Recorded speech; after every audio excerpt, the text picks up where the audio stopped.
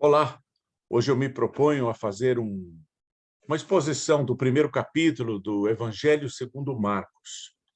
O Evangelho segundo Marcos sempre foi meio menosprezado pela cristandade, até que no século XIX os teólogos descobriram que Marcos é provavelmente o primeiro dos evangelhos, a base dos evangelhos de Mateus e Lucas, em vez de uma espécie de resumo de Mateus, como se pensava anteriormente.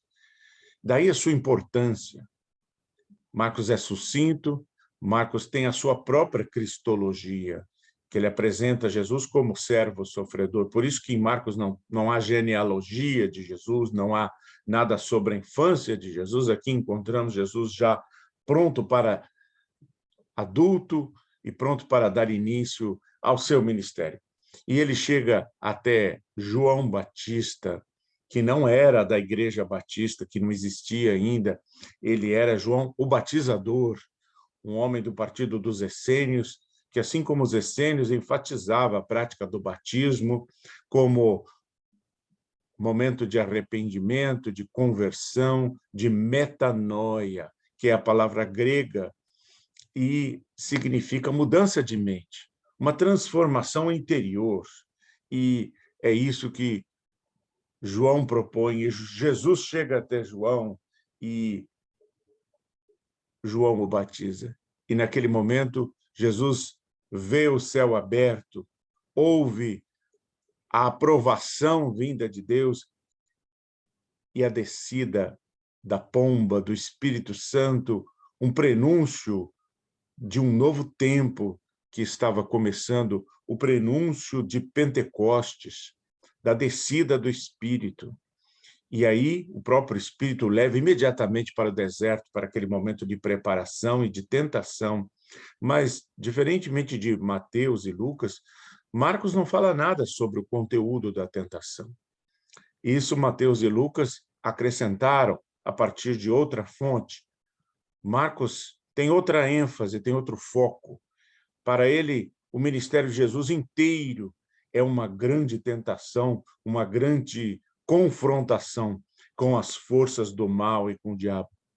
E aqui, Jesus, então, está pronto para vencer, triunfar sobre as tentações e sobre o mal e completar o seu ministério.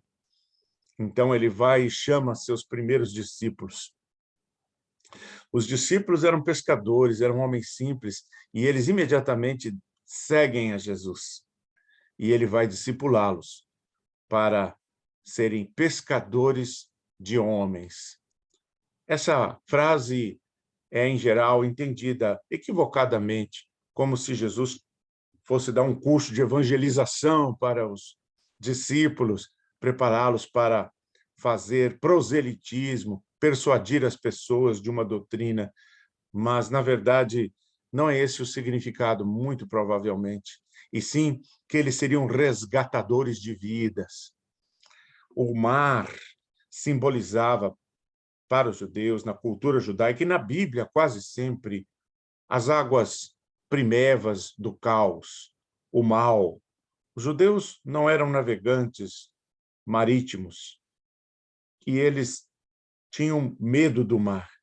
Para eles, o mar era o abismo, onde moravam criaturas estranhas, monstruosas, e o mar estava sempre tempestuoso, e não era a coisa dos judeus, não era o que eles faziam. E aqui Marcos chama, inclusive, o lago de Genezaré, de águas doces, não de águas salgadas, de mar da Galileia, para enfatizar que a ideia é exatamente o triunfo sobre o mal, sobre o caos, sobre a desordem e a chegada do reino de Deus. E é isto, então, que ele propõe aos discípulos, para resgatar vidas, para trazer pessoas da perdição para uma salvação, isto é, para a saúde, para a felicidade, para a paz. Então, Jesus está preparado agora, inclusive após o batismo, após o deserto, após a chamada dos discípulos, e a segunda parte desse primeiro capítulo de Marcos, então, é uma espécie de síntese do que foi o ministério de Jesus. Ministério de um homem para os outros, um homem disposto a ouvir, um homem disposto a curar, a libertar, a ensinar e a pregar as boas novas. Chega o sábado, o Shabat, Jesus, judeu que era, vai à sinagoga. A sinagoga surge na época do cativeiro babilônico. É aquele lugar onde os judeus se ajuntavam, mesmo que longe do templo, para cultuar, para estudar a Torá. E ali, nós não sabemos novamente qual é o conteúdo da conversa, Jesus é convidado para pregar, e um homem o interrompe e começa a gritar. E Jesus falava com autoridade e liberta aquele homem do domínio do mal, do domínio de Satanás, e prega não como outros pregadores a partir de uma autoridade alheia, como era comum entre os rabinos, mas falava com uma autoridade que vinha de dentro dele mesmo. Jesus, então, se mostra como alguém pronto para libertar e curar, doar a sua vida. Não apenas dar a sua vida por nós, mas não apenas na cruz, na sua vida cotidiana. Um homem para os outros.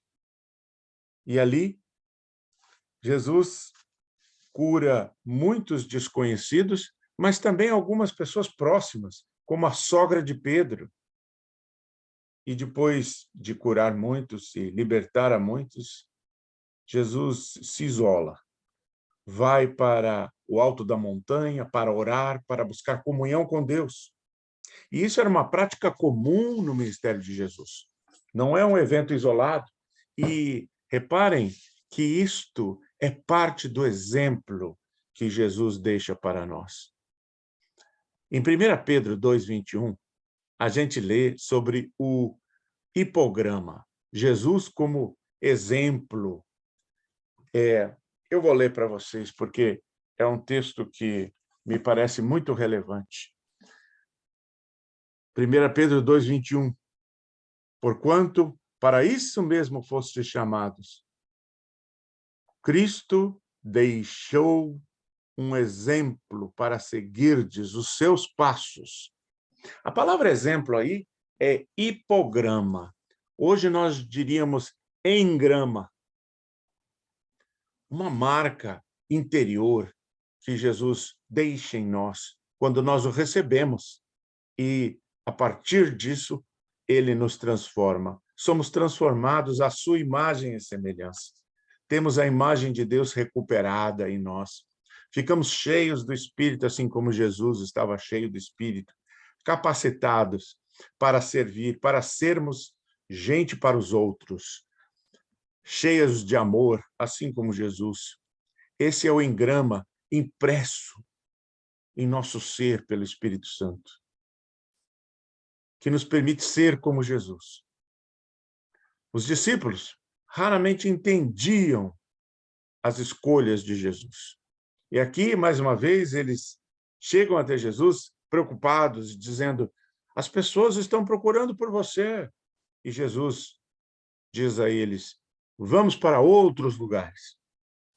No caminho, eles encontram um leproso, fora da cidade, obviamente, porque os leprosos eram obrigados a viver em regiões desérticas. Um leproso, um rejeitado, um pária da sociedade, afastado do convívio com as outras pessoas. Ninguém queria chegar perto dele.